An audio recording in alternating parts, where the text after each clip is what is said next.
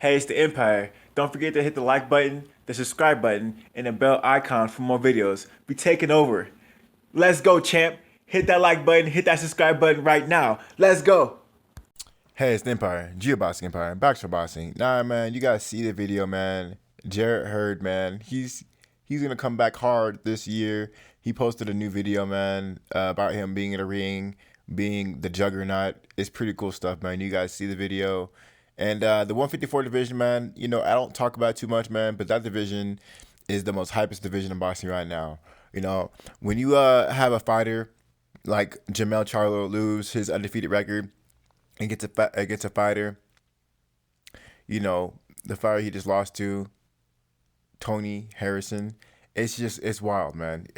You know, I have to say his name very slowly because no one will see that coming. No one will see it coming, right? It basically shows the the competition level of the 154 division. What makes it so dangerous is that everyone everyone basically has the same style at 154. Everyone's a boxer, so it becomes who has the better fundamentals, right?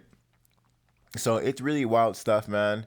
Uh, I'm shocked because of this, man. You know, out of all the fighters that out the super welterweight division, Hurd has the most aggressive style, and he's the most dynamic fighter, in my opinion. The only thing he needs to do is box. If he just boxed a little more, then he'd be extremely dangerous. You know, now he still sees himself as a juggernaut, come forward, heavy, heavy-handed, pressure you, break you kind of fighter. And if he's gonna live by that style, he just needs to be a little bit more. He just needs a trainer that helps his endurance.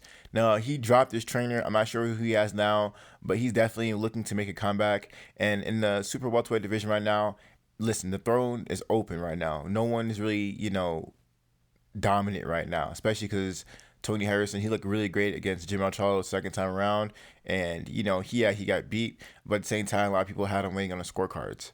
So that being said, I mean, it'd be easy for a fighter like um, Jarrett Hurd, Eric Lubin, and many other top super welterweight fighters to come up and take over the division. So we're gonna see how this whole thing plays out, man. It's open right now, and we're gonna see how this whole thing plays out because of, you know, if the champions aren't fighting champions, they're gonna have to fight the contenders. And the contenders right now, and the big names right now, are people like Eric Lubin and Jarrett Hurd and a group of other fighters like Tony Harrison. I mean, I can keep going on and on naming these top fighters.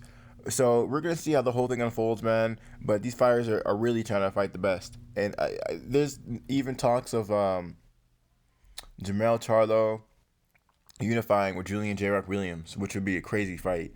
And I'm guessing that fight, it could be in Philly, it could be in Texas. I don't know.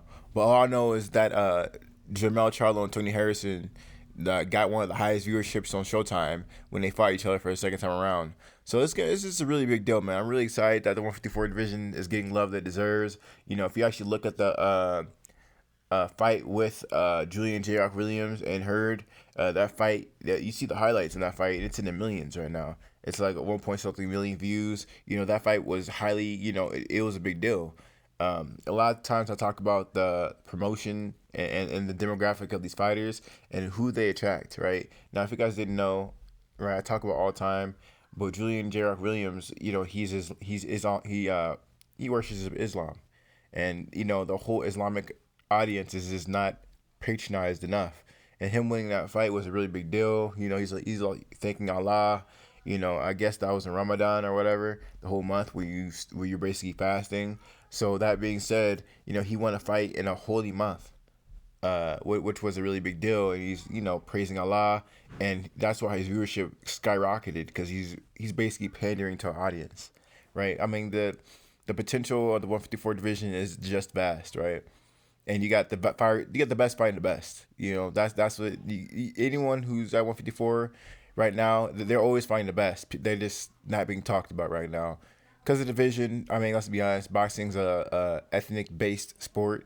So when you have like a black person versus like someone else that's like white, Asian, wherever they are, it's bigger. It's a bigger fight than a black versus black.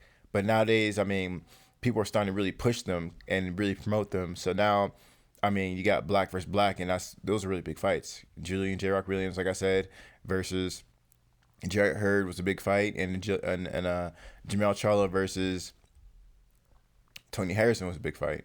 Those are record breaking numbers. So the demographics are there, the hype's there. It's just the media has to talk about them, and then now they're getting the attention they deserve.